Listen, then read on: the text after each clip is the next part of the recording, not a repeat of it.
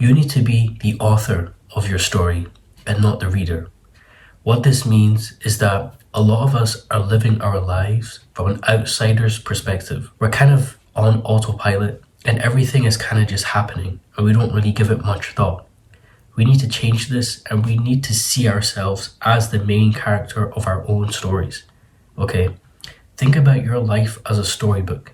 You are not a side character or just a person that shows up maybe in a couple pages or just in one chapter. You are a person that is present in every single page and every single chapter from beginning till the end of the book. So you need to start living your life this way. You are the person that gets to choose how your story goes, how your storybook will be from the beginning till the end. Now obviously there's certain things that will happen throughout your life that you don't have control over. But when it comes to things such as your physical health, mental health, the way that you spend your time, the way that you treat other people, the way that you view yourself, these are things that you do have control over. And so you need to see it as if you are in full control and you are the person that is the main character. Sometimes we see ourselves as a side character in our own lives. And how many times do you watch a movie or a TV show where the main character sees himself as a side character? It never happens. The main character sees himself as a main character and everything around them is focused on them. And that is how it should be. Now that's not to say that you should be selfish and you should only think about yourself. Of course there's certain circumstances and there's certain times and places where you need to not think about yourself and you have to care about others.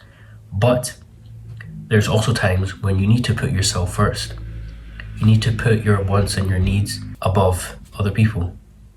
Sometimes you need to do that. And that is healthy to do.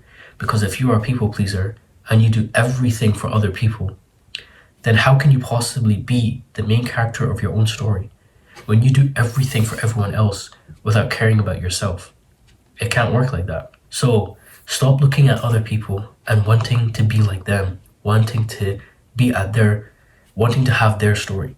Each person has their own individual story, has their own individual lives, and each person is in a different chapter of their life, right?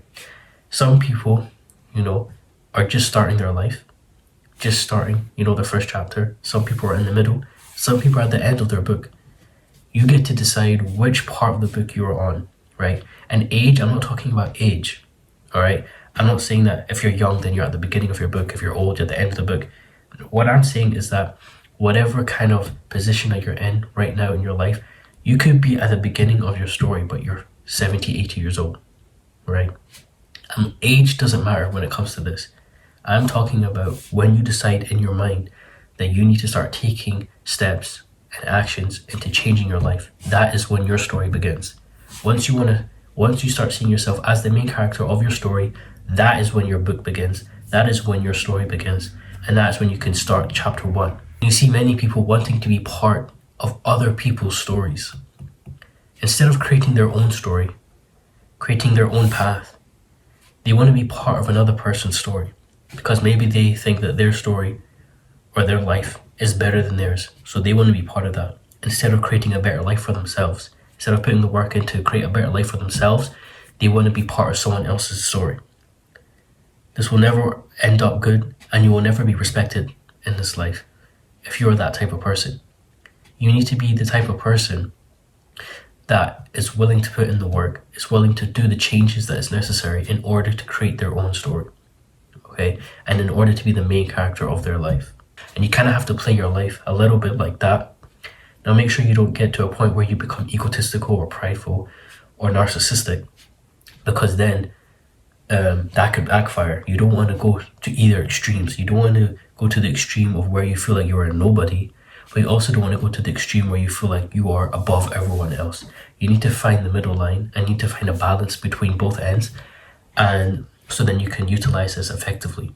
So whatever chapter you were on, whatever page you were on in your story, just know that the pages that are coming up are still blank.